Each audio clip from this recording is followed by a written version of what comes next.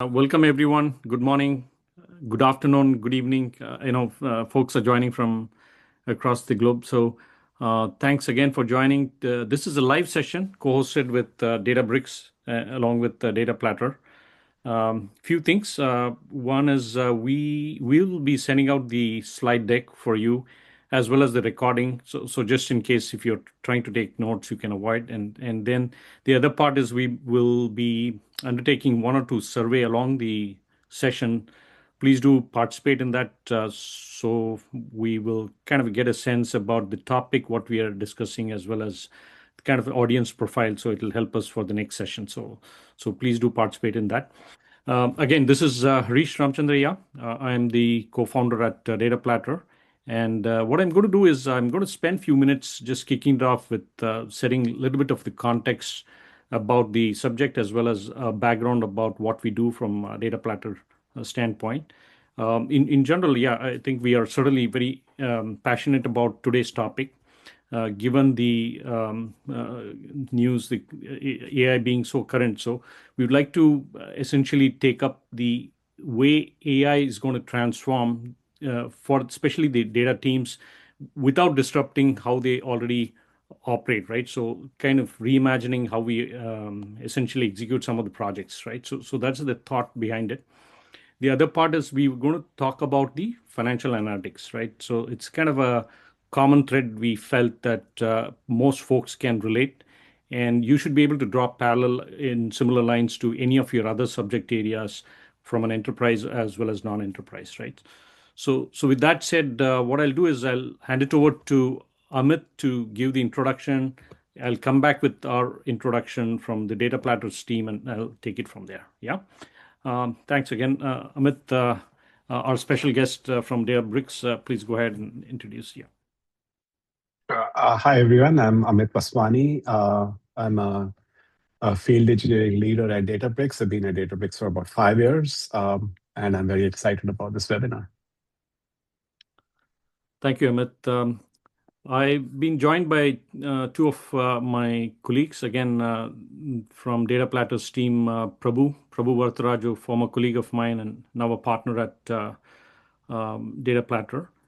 He heads the technical implementation of Dataplatr. And then following me is Nitigya Kargate. Now, he's a academician, but also a data scientist, one of the key players within the core team at Dataplatr for most of the AI initiatives. I'll be assisted again with Sneha Gorodia, who heads the marketing for Dataplatr, right? So with that said, what I'll do is I will go over the agenda, and it's a fairly simple agenda. We'll invest more on the demo side of it. I'll pass on to Amit initially to provide the Databricks as a platform. And then what I'll do is I'll give you a background on what Dataplatr does in terms of out-of-the-box solutions, enterprise accelerators. And subsequently, we'll briefly talk about the traditional Medallion. We'll probably invest more of our time towards the AI-powered or reimagine how we deploy some of these Medallion architecture. Come back with a demo and then talk about financial analytics module per se. One of the key things we're going to highlight is the general ledger accelerators, as well as certain other use cases probably you can relate to in your day-to-day operations. Yeah. So with that, just a thought behind, before we get into the session is to try and understand, what are the key takeaways you may come across during the sessions, probably a lot more than this. But one of the key things is how AI is playing in terms of compressing the overall timeline for your deployments within the data domain space. The other thing is, as you enable some of the AI capabilities, how do you incorporate human in the loops? In other words, you don't want to give one single button for AI to go ahead and complete all the tasks and then come back and you don't have an opportunity to go and intervene or surgically make changes or recourse and so on and so forth. So what we've done is try to insert human in the loop so that it's much more better outcomes at the end of the day. And of course, some of the key things which will stand out in the presentation is the repetitive tasks, right? Something which you would be investing number of human hours at a table level is something you can scale it up across the schemas, across the elements, and so on and so forth. Things like if you want to do a common timestamp change or certain patterns, right? You can easily scale up with the AI advent. And the other important aspects is the data quality. Again, data quality can come in various scenarios. You'll see how we can take advantage of AI to improvise that as well. And last but not the least, I think you must be sensing about, as an engineer, right? How do you scale it up, right? And how do you take the subject matter expertise of yours or the architecture aspects of it and notch it one above. That way you don't get into the mundane side of maintenance, right? You let the AI handle those things. So those are some of the things we will see, and certainly it is still evolving, and hopefully that you'll take away some of those during the demo sessions. So with that said, I will hand it over to Amit. Amit, thanks again from Databricks perspective. Yeah, thank you, Harish. So as Hari said, right, like today's session is going to be a very practical session. And we are happy to partner with Dataplatr to talk about AI-powered financial analytics. So before we get into the solution, I just want to talk about why we are here. So I see the statistic coming up over and over again in our conversations with CFOs and controllers. 75% of a finance team's time is spent gathering and reconciling data, right? Which obviously really means that only 25% of the time is spent analyzing it. And if you sit back and think about what does that mean for an organization, right? It means that data that's trapped across ERPs, billing systems, spreadsheets, they don't talk to each other, right?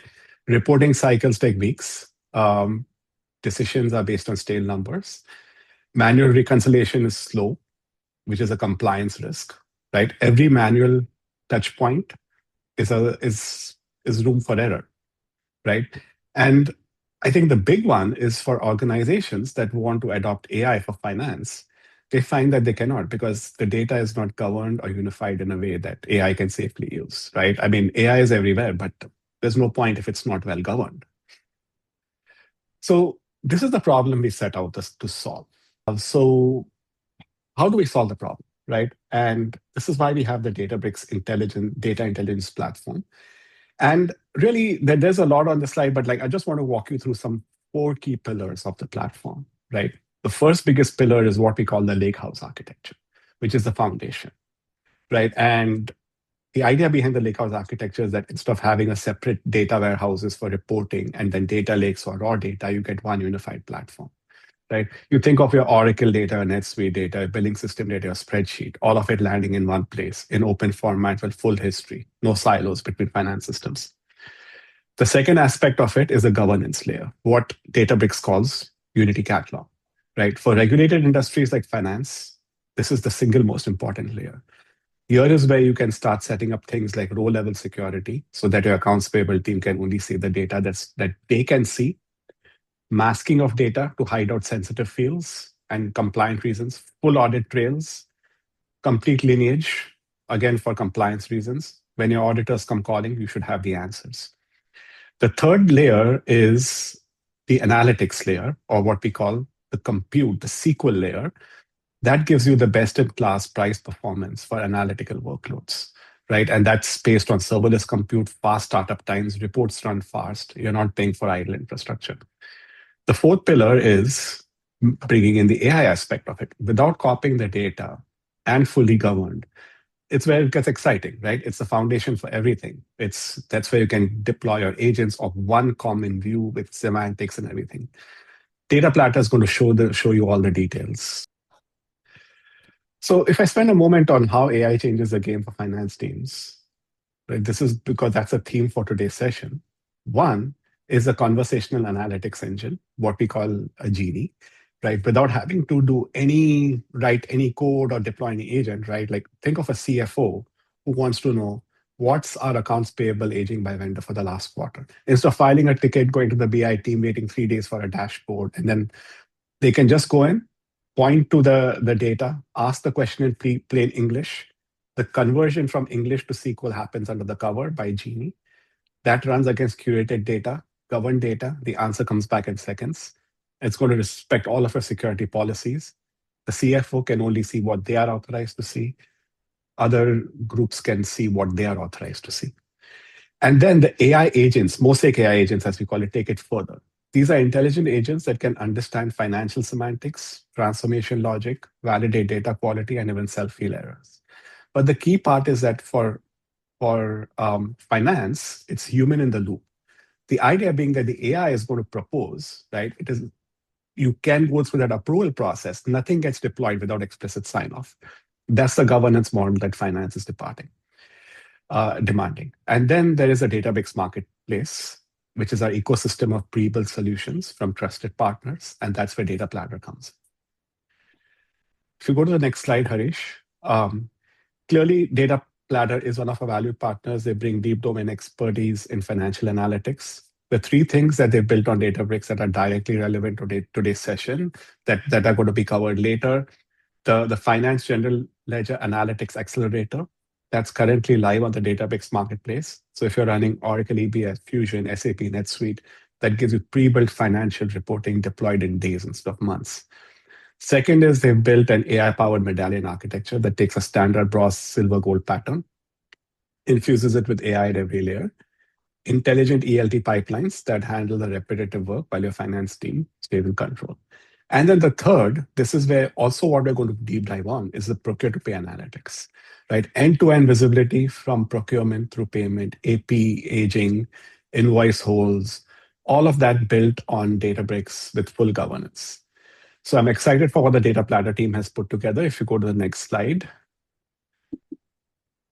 Harish, yeah. So this is a screenshot of the Dataplatr assets that are available on the Databricks marketplace. If you go into your Databricks workspace, go to marketplace and search for Dataplatr, this is what you're going to find. There's a lot more to what we're going to cover today, and this covers the breadth of it. So with that, I'll hand it over to the Dataplatr team. Thanks, Amit. Yeah. That's the marketplace. In case if you do need any of these accelerators, feel free to go down, download it. As well as if there are any gaps, any opportunities for us to come and help you out, feel free to reach out. At the end of that session, we'll share the contacts. So with that said, just a quick pulse on this session. Yeah, if you can take up the survey and provide your feedback on, what is your primary intent of joining this call. It'll give us insight about it. Is it to learn some basic sets of agentic and the ELT automation? Then, Medallion seems to be fairly popular. Is it some of those things associated governance and quality? Perfect. So looks like I think there's a mix of so one of the key ones is the how to explore AI agents can accelerate financial workflows. That's more than 53% of the folks are inclined towards understanding that. And then second to it is the evaluate agentic AI-based financial solutions for the potential adoption. And the third one in the row is learn fundamentals of agentic AI, right? So it's a good mix of people. So certainly finance seems to be resonating a lot. Yeah. Cool. So with that said, a little bit on the Dataplatr's background. We the way the Dataplatr name stems from is essentially what we had in mind was to start provisioning some of the pre-built solutions, data on a plate. That was the thought. That was the genesis of it, and that's how it started a couple of years back, and that's the space we are in.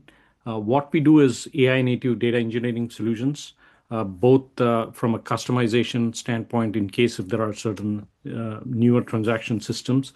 If not from an enterprise standpoint, what we provide is pre-built solutions for SAP's Oracle, like what Amit earlier covered.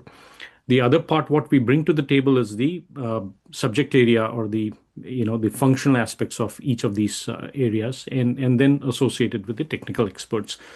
So that's what we do as a service company. essentially we cover end-to-end solutions, starting with ingestion, modeling, essentially to stitch those data sets, and then the reporting, kind of an end-to-end solutions. We also undertake some of the infrastructure-related activities, and then the GenAI, which we're going to cover today. As far as the accelerators, what we essentially mean by accelerators are, as you can see, there are both the front office set of systems as well as the back office, like sales, marketing, customer service, and then the financial systems, as well as some of the industry-specific accelerators, as well as contact center for utility systems for financial industries, and so on and so forth, right? So what it really means is two aspects, right? We essentially have accelerated some of the deployment for the business folks, kind of a pre-built metrics, KPIs, as well as dashboards, where some of these best practices are already published for you. And from an IT perspective, what we do is to map all the schema sets, avoid all the requirement gathering sessions versus having these completely pre-built for you, including the modeling and the reporting, and accelerate time to market, what otherwise would have taken months or years together. We compress it in weeks' time, and some of the areas we can do it in or days perspective as well. So that's what we provide. If you double click the accelerator, it essentially compromises of these three things: the integration aspects of it, where depending on the source system, we have those pipelines already mapped, the orchestration engine associated with it. And the key thing is the modeling aspects of it, where most of the transformation logics are already pre-built for you from the get-go. It may address close to 70 to 80% of the out-of-the-box solutions, and some level of a customization if it is needed. And then obviously from a reporting standpoint, we have these pre-built dashboards and so on and so forth. You could certainly swap out with your existing tool per se, but the meat of the work is in the modeling space. That's what we bring to the table, and we provide what you call kind of a Medallion architecture, and that's the topic we're going to double click, and Nitigya going to take it forward. Yeah. So with that said, I will hand it over to Nitigya. My name is Nitigya Kargeti. I am a data scientist here at Dataplatr, and I am really excited to tell you a little bit about how we can use AI in our data engineering pipelines and how we can address this engineering challenge that Amit has already previously told us about. So this number, right, 75% is something that resonates with a lot of business people. 75% of the time spent in data engineering is mostly done in repetitive tasks. This is a common problem that we have seen, be it fixing naming inconsistencies, adding metadata, or writing up your incremental load cycles. However, I mean, if you think about it a little, the most obvious solution is pretty simple. Just run an automation cycle and you're pretty much done. Your pipelines are efficient, everything is going fast. So are you in the good? There can be some issues with that.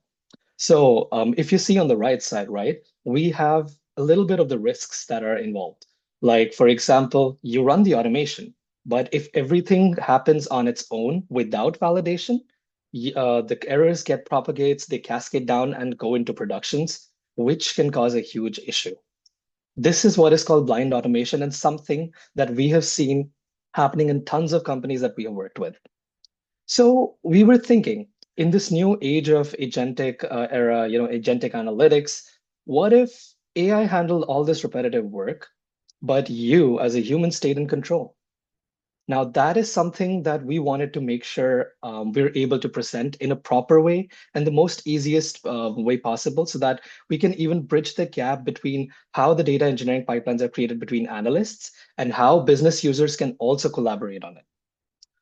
So before we do that, let's first try to understand what the original architecture was, the state-of-the-art medallion architecture.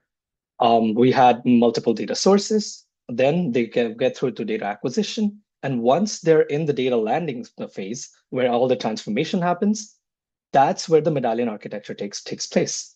And this is something that a lot of your data engineering teams are very, very familiar with. where we have our bronze schema, which is the basic source tables. Then we clean it up a little bit and provide some slowly changing dimensions, some row level cleaning, and create a silver layer. After that, we go on to our gold layer, which is the main core and crux where all the different transformations happen, which is cross-functional between different teams. And that goes into the visualization phase. So this was the original architecture, right? But what if we can incorporate AI into this mix? So this is the architecture that we presented, an AI-powered medallion architecture. The main idea, AI proposes the suggestions, humans are the ones who approve it, and no deployment happens without your explicit consent. So how does this work? Well, first, we take in basically what we know. And if you're a software developer, there's a common phrase, which is called, if it ain't broke, don't fix it. So we just used all the different pipelining naming conventions that were already present and just made sure to add in a little bit of AI flavor on top. So on the bronze layer, we have metadata. We're basically adding metadata intelligence on top of our source ingestions. So once your source schemas are propagated inside of Databricks, after that, we can simply use a sample of that source data to generate metadata. And based on those metadata, it can propagate further. Now, why is this useful? Well, let's say that you get a new engineering talent into your team. And I mean, they would be supposedly shown various of different tables, different schemas, and based on just all the different hundreds of different tables that they have to go through, they would have to manually analyze. Okay, what exactly is this? What exactly is that? But if all the tables are metadata enriched, there are already descriptions which are being propagated for all the different aspects. We would know that, okay, the person can easily identify and proceed further to the next step. Then after that, we have our silver layer and the first part of it, which is data standardization. So here we standardize all these data columns. And in addition, we create views, not copies. So you can be rest assured that your memory overheads will be safe. In addition to that, we're also going to provide you with configurable rules. So if a specific standardization rule that follows in your specific entity, you can add those rules and the AI would suggest the standardized column names based on your specific aspects. After that, we move on to the second silver layer, which is handling of incremental loads and data quality checks. So in this layer, based on all the metadata and data standardization that has happened in the previous ones, we simply use AI to auto-suggest us different keys for the primary flags, for sequence buys, for delete flags, and we have even given you data quality checks like not nulls, all auto-suggested by AI. Everything is configurable, and we will see that once we head to the demo. After that, we head to our flagship layer, which is the goal layer, the business modeling layer, in which you can talk with natural language using Databricks' own AI platforms, the ML endpoints, and genies. In addition to that, it will also give you the data transformation logic and also validate and self-heal the SQL based on your specific needs. So this technically fits how the data teams have already been working. All it does, it just removes the repetitive tasks so your teams can focus on things that are actually valuable, like optimization, how we can bridge the gap between the actual finance dashboards and the physical layer, all those things. So this is what we are presenting. So without further ado, we can just jump right into the demo and try to see how everything just goes. So if you open up your Databricks' platform, this is something that you will see. So so here's a solution that we have presented, which is working completely on the Databricks' architecture, and it is a Streamlit app built on top of the Databricks' infrastructure that they have presented us with. So when you work with us in Dataplatr, this is something that you will see, an app generated and a link is running. So if we click on the link, let's see what happens. Well, you would be presented with our app's homepage, where all the different steps that we have talked about are mentioned in very easy languages. All you need to do is just make sure your warehouse is connected and you have your LLM endpoint connected as well. Once that is set up, we can simply move on to our metadata intelligence or bronze layer step. So here on the left side, you would see a source configuration panel. All you need to just specify is your source catalog from where you have ingested the data and saved in the Databricks' Unity catalog and what the source schema is. Once those are configured, you can simply just press a button and automatically our system will try to analyze all the tables that are present inside the schema and give you suggestions for the table descriptions as well as the columns descriptions as well. So as you can see, it is now trying to identify all the different tables, trying to fetch different columns and generate the descriptions as well. So once it done, it gives us a very, very very technically rich comments based on what the table does. So this is an AR cash receipts table. And based on that, it'll tell us, okay, each row represents a unique cash receipt. It also tells us what the analytical typical use case would be and what the important nuances are for anybody who wants to use this table is. And that's how it is generating for all the different tables that are present in your schema.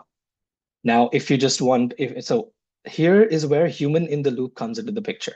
Let's say that you're kind of happy with the first paragraph, but you also want to write something else. Well, this entire thing is fully modifiable.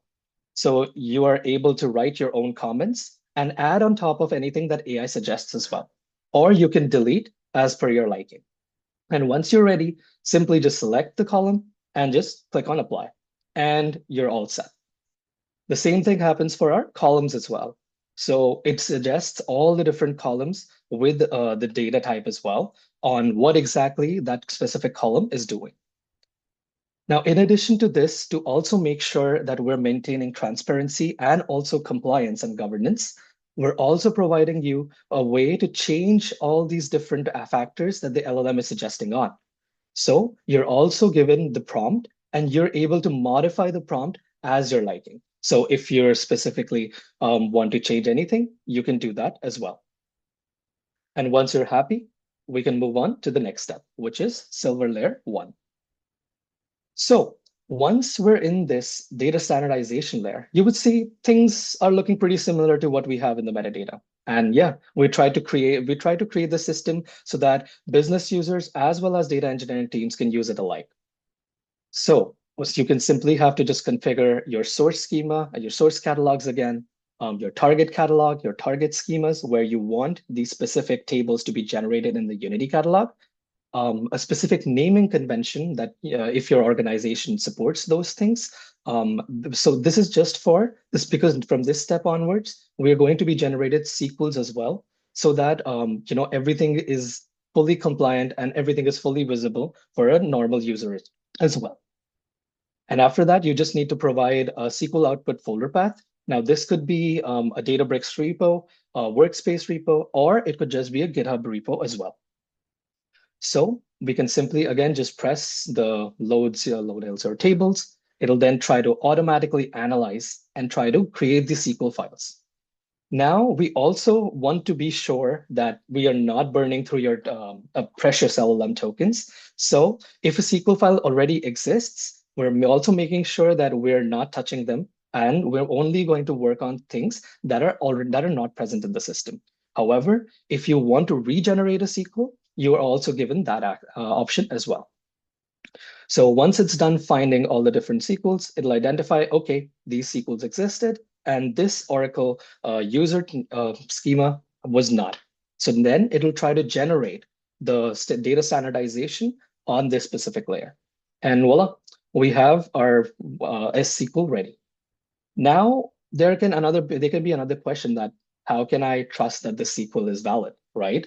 Well, we're making sure that we're testing out each and every SQL that is generated and shown to you. And if any SQL has any problems, it will also self-heal and give you the proper and correct standardized SQL every single time.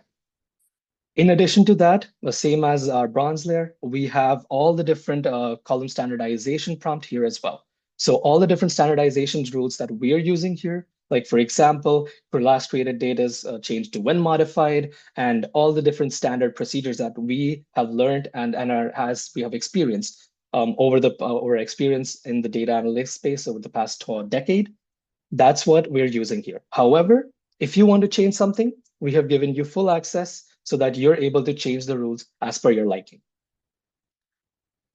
So once you're ready for that, the process is the same. You simply just press approve and just save the SQL file.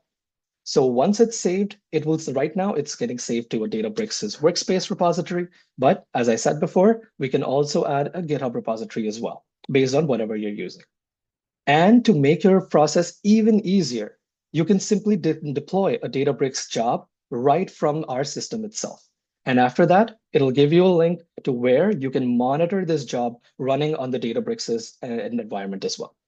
Now, this is a specific custom code that we have generated that will give you a full report of all the different tables that are being generated, which one failed, why it failed, so that you can have a full audit trail of your entire system till the standardization process. So we'll just wait for it to run. It takes a little while. And once it's done, we will see that, okay, all the different tables have been generated in our Unity catalog, and it gives us the final report as well. Okay, now moving on to Silver Layer 2. So the process is exactly the same. The only difference is that in this specific layer, where AI is suggesting us different column names, which can be used for all these different incremental load cycles, sequence by keys, delete flags, and also data quality checks for not nulls. So you just need to configure, tell us where the SQL will be stored, and just press the button. Now, once you're ready, this table will simply just help us suggest. It will give us a little table description, which was generated, and it will suggest us what the primary keys are, what the sequence by key should be, what the delete flag should be, and everything is fully modifiable. So if I did not want org ID, I can remove that. If I want a system ID, I can add that. So based on all those things, it automatically regenerates and gives us suggestions. And once you're happy with it, we simply, again, do the same thing, just generate the approved SQL file, and it'll run. Now, after this step, right, this is where it is generating a Databricks declarative pipeline, which is an easy way to make sure that you can have a full ETL pipeline with directed acyclic graphs and the full lineage being tracked properly. So we can simply just press a button. It'll create a pipeline, ETL pipeline for us on the Databricks space, and we can simply just run this pipeline as need be. And once this pipeline is generated, you would see the entire graph being generated up until this point. This is the place where we have made sure that that everything else is in the same space. And Databricks also helps us with providing a very intuitive UI so that you're able to access everything pretty easily. Okay, so once this is done, we can simply move on to our final step, which is our final layer, which is our goal layer 3. So the way that this system is working is that you'll need to configure everything the same way that we have done previously, like simply just mention the source catalogs, the target catalogs, the schemas, your output folder, and then you simply initialize the agent. Now, this is a UI that you're seeing, which is a little different from the others, because now you can chat with the agent in natural language. So the way it works is you simply ask it and creating a specific table that you're requesting. So let's say, because the type of data that we have, I'm going to say create a customer 360 journeys table. And I just press send. Now the agent will think.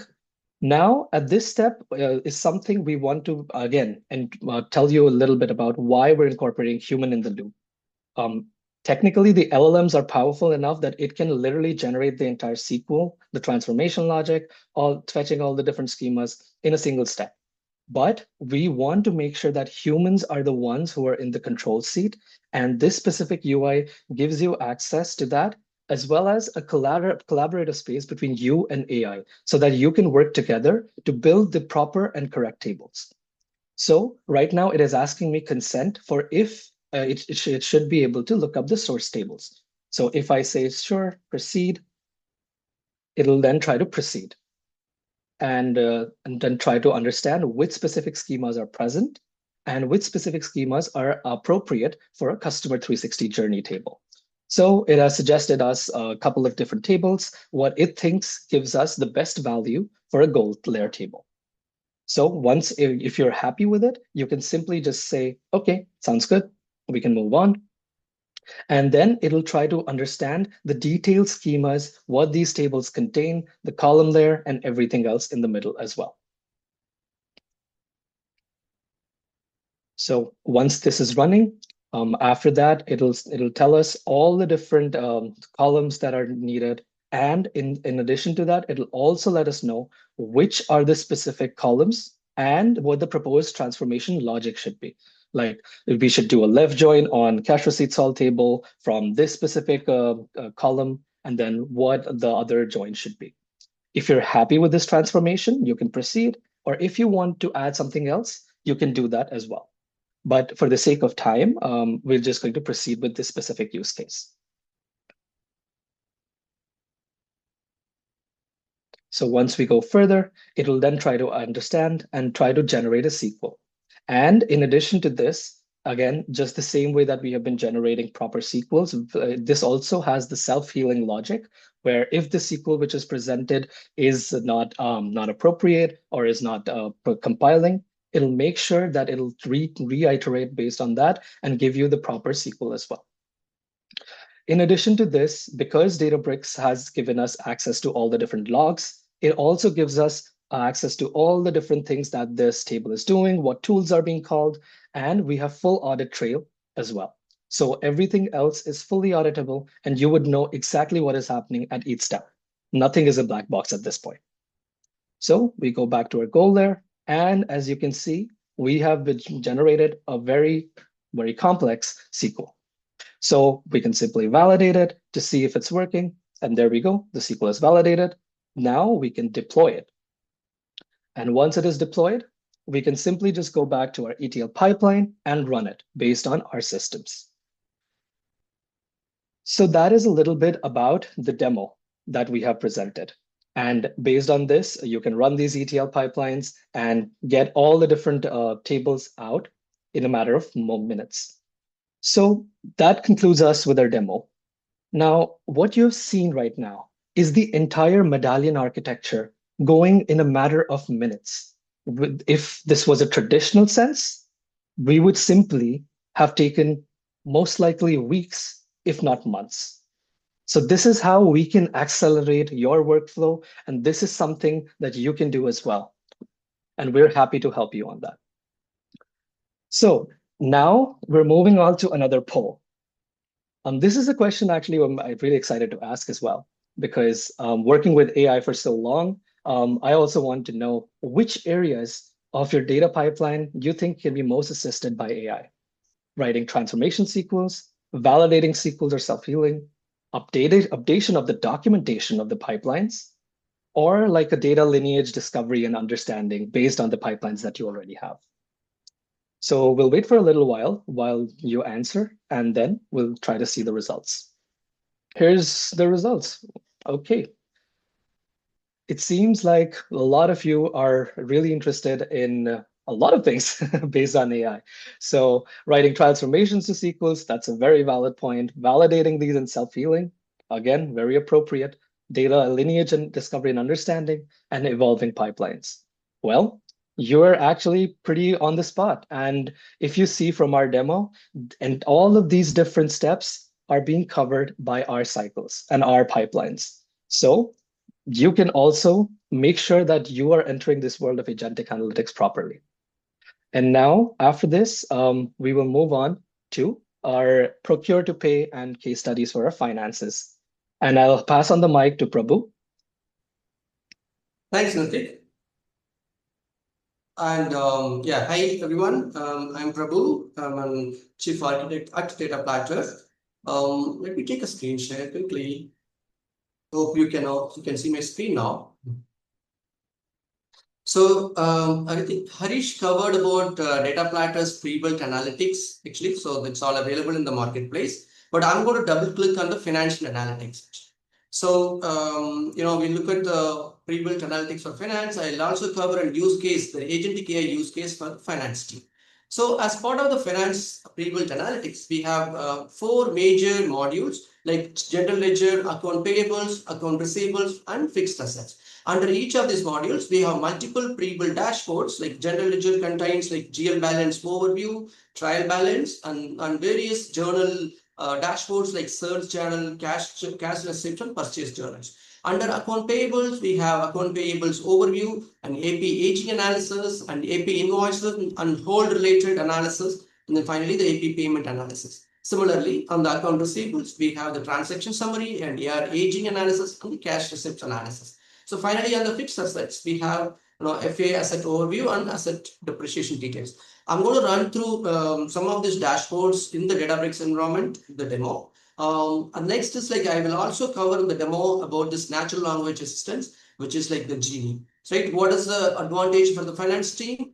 It is replacing the static finance dashboards with real-time conversations. It also helps the executives to answer some of the other questions about their, the margins, revenues, variance, etc. Actually.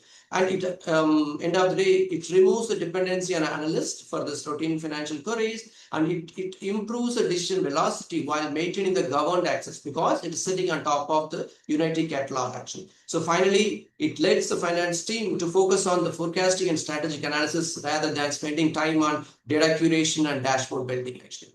So with this, I'm going to jump into the Databricks environment, going to show some of the dashboards that we built actually. So this is the, I'm going to run through with the interest of time. I may not be spending much time on each of the dashboards, but I quickly, run through it. So the theme of the dashboard is like the single value tiles are high level numbers on the top. As you go down, it is expanded with multiple dimensions. For example, in the GL balances, the top 3 tiles shows like what is the opening balance and closing balance and what is the period net amount actually. So, and then we have just given some bare minimal filters, but again, this is completely customizable at the client environment because every client, the needs are different. Sometimes the dimensionality for them is completely different. So, for like somebody will use the companies and, the profit center, cost centers, etc., etc. So we can completely customize this, add the required the filters and the tiles, etc. So this is just to show a glimpse of our understanding of finance data model and then how we can stand up this pre-built analytics at the day one actually, like before even gathering a requirement. This can work on the existing standard data set like Oracle, ERP or SAP. We can stand up this one actually. So this also gives a good opportunity for a business person to brainstorm, what does this dashboard look like, right? What can they really, to come up with more ideas, like what are the other metrics they really need actually. So like the GL balances, the metrics on the top shows the single value numbers. As you go down, you can see the slice and dice, like opening balances shown by top 10 locations, then the department-wise ending balances, and further down, we can see this by different ledgers, different clients, and then the bottom of this, we are giving the transaction level or table level information, where this is like more of debugging and operational nature report actually. So similarly, the trial balance have similar patterns, the balances, and then showing the trend actually. So as you go to each of those slides here, so this is getting much deeper into a particular journals, like what is a credit amount, what is a debit amount, and what is the net amount, like between, like it's like debit minus credit actually. So then we also have like quarter to date comparisons, year to date comparisons. It can show like are we trending up or trending down, like year over year, quarter over year, quarter over quarter. So all that can be built actually. So similarly, like the cash receipt, going deeper into the cash receipts by different customers, again monthly trends, then finally the receipt details of the individual receipts here actually. So the same patterns across all different dashboards. So that is GL actually.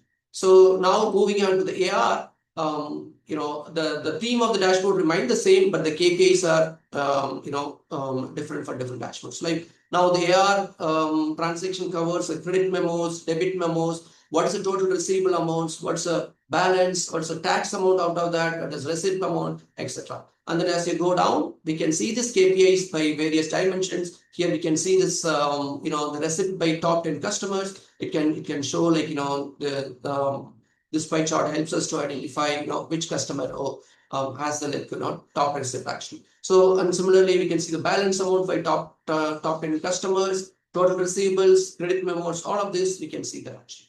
So, as you scroll down, we can see the trend month-over-month trend as well, and then finally, you can see the transaction details.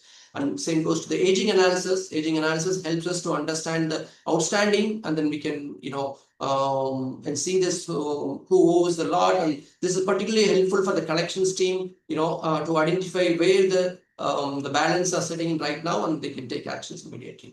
So that is the theme of AR dashboards. Just moving on to the AP.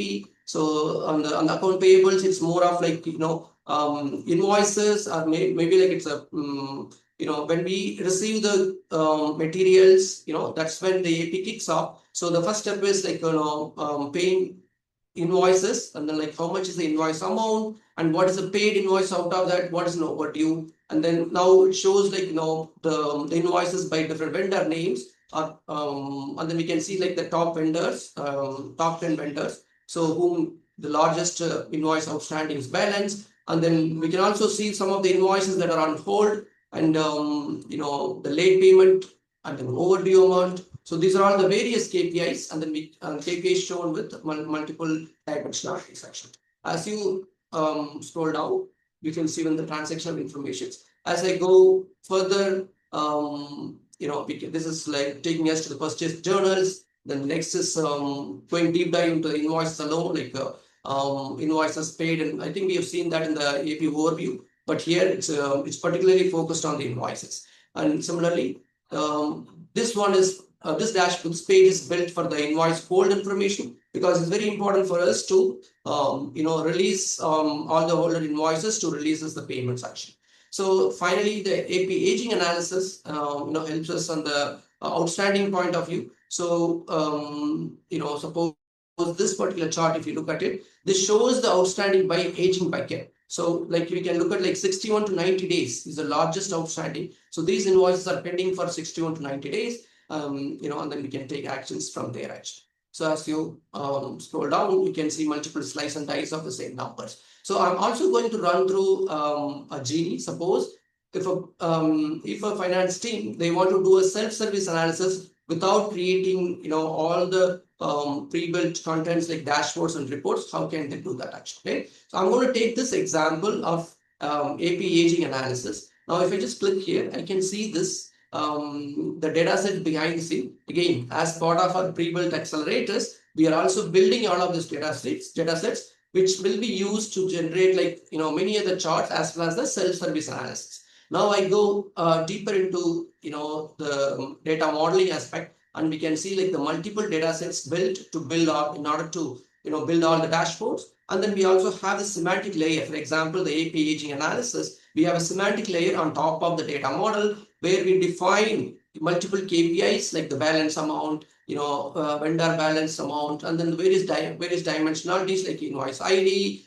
and the ledger name, vendor name, accounts, and all of this is dimensionality defined actually. So this is a semantic layer sitting on top of the data model, which Genie makes use of the semantic layer to answer the questions actually. So I can quickly also show you the data model behind the scene, how these tables are coming together, what is the join behind the scene. Again, as Nitika showed, some of these tables can be easily built using our chat agent, the gold agent as well.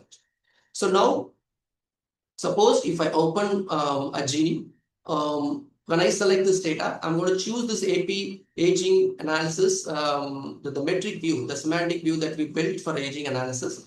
Right. So now once I choose this particular semantic view, it understands all of the definitions, like what are the KPIs and what are the dimensions. And then it also knows this various joins underneath what is happening here actually. Right. Now I can ask simple question, show the outstanding balances by aging bucket.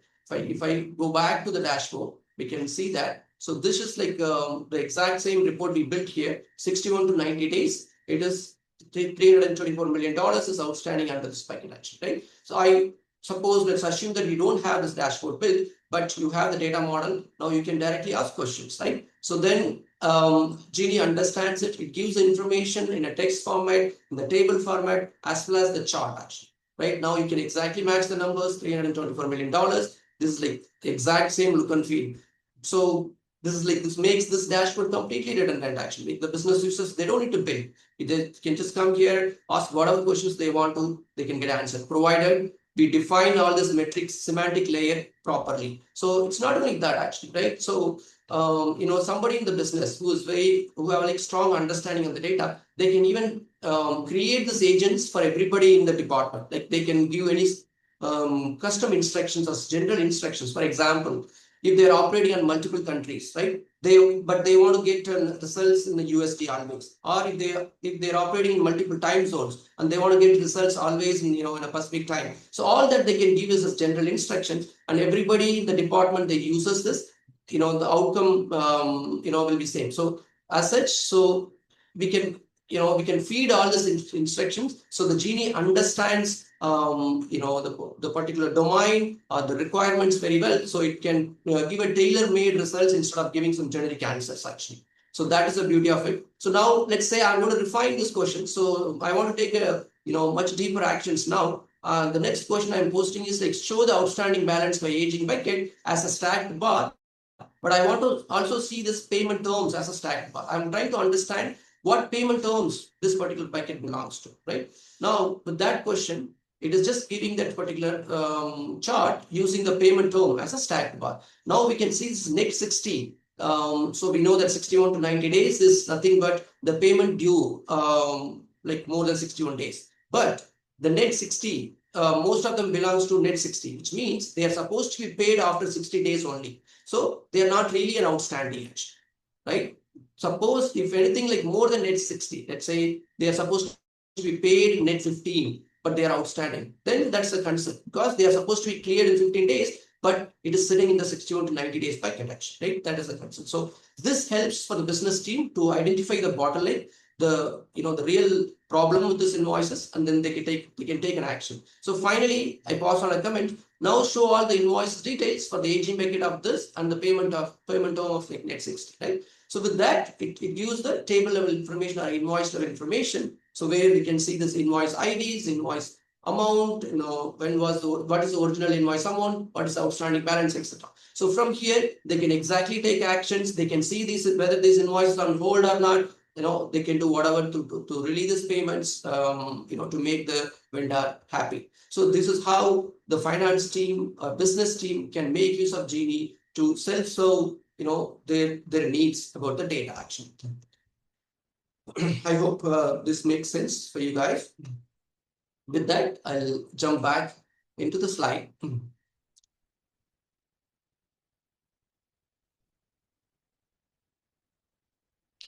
So as I said, I'm going to talk about another agentic AI use case implemented for the finance team.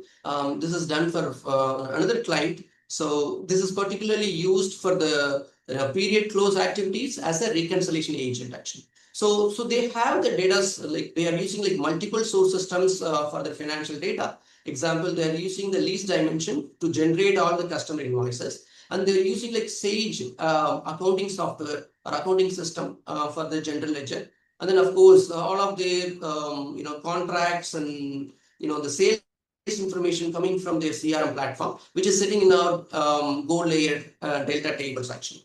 Like what we do during the month end, we take all this and then we generate an agent and or a reconciliation agent, right? So that compares data across this different system, and then the finance team is given a chat interface to interact with this agent. So they can simply ask questions like, are there invoices in the lease dimension today that don't have the GL posting yet?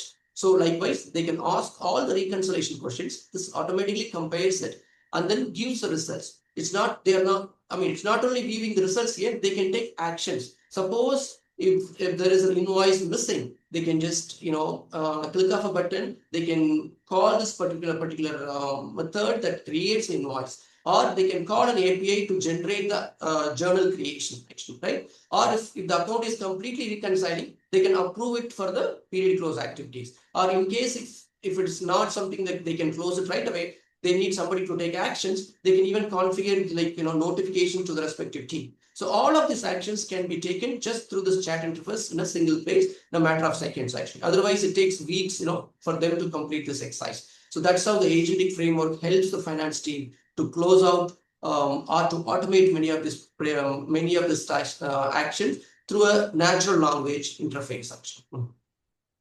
We can even show this as a demo for the interest of time. I'm just highlighting this actually. So with that, we'll get on a quick poll. What interests you most about the agentic AI approach showcased in this webinar?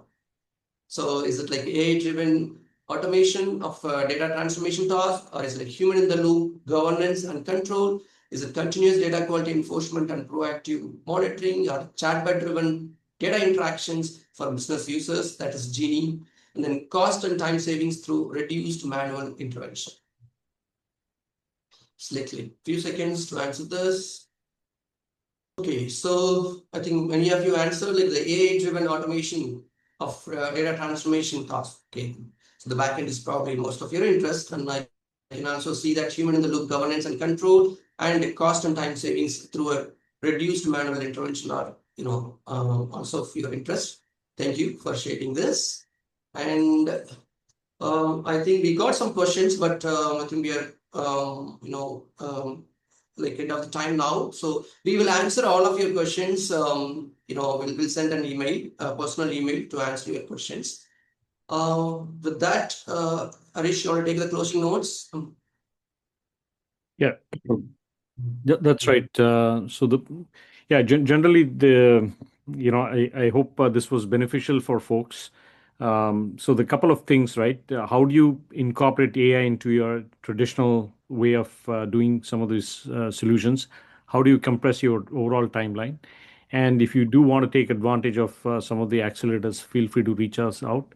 Of course, all built on the Databricks, right? That's the key to it.